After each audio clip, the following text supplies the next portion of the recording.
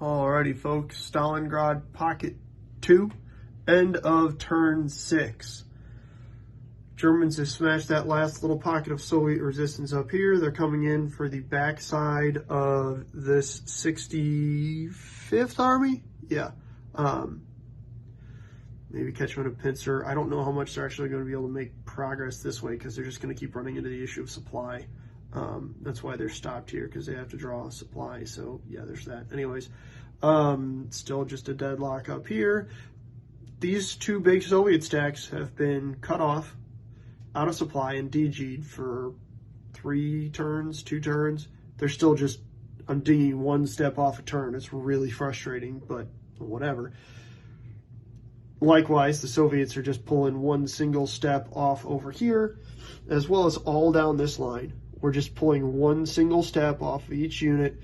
It's just, we've bogged down and it's kind of just getting boring, I guess. I don't know. We're pulling single steps off. The Germans can't keep trading time for space over here, so they're having to stop and fight, which just resulted in kind of this area on this side turning into the same nonsense that I'm running into over here and here.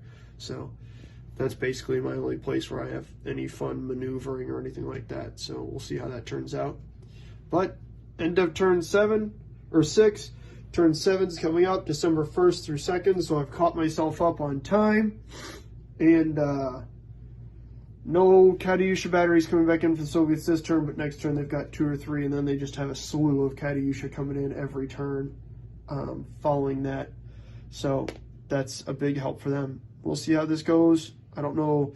None of these German units have any speakable defensive capability, so as soon as the Soviets start counterattacking these big exploit stacks, they're just going to get smashed up. But there we go, guys. Let's see how it works.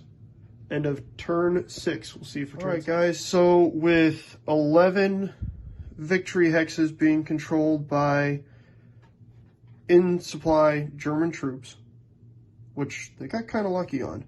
I take that back. These guys aren't in supply. So that's going to be 10. I believe it's 10. If I had one more turn to knock that out, that HQ, they might have gotten into there. But either way. So that's 10 victory points for the Germans. They control 10 of, or actually, I take that back, 9. That doesn't have a German unit in it. Whoop. We're rolling it back. 9. So that actually changes it. I think that makes it a draw.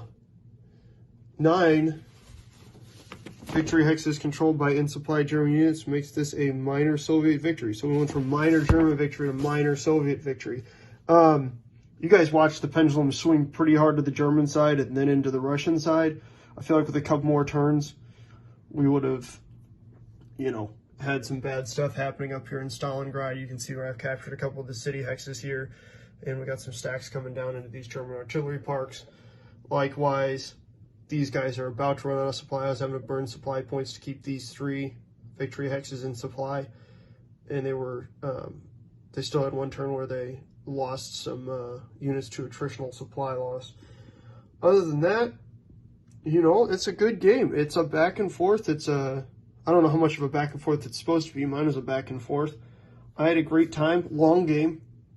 There's a good number of, there's a lot of stuff to think about. There's a lot of stuff moving around. It's a one mapper, but I think there's 2 counter sheets. Either way, you get big stacks, and that can kind of be a pain. I don't necessarily like that.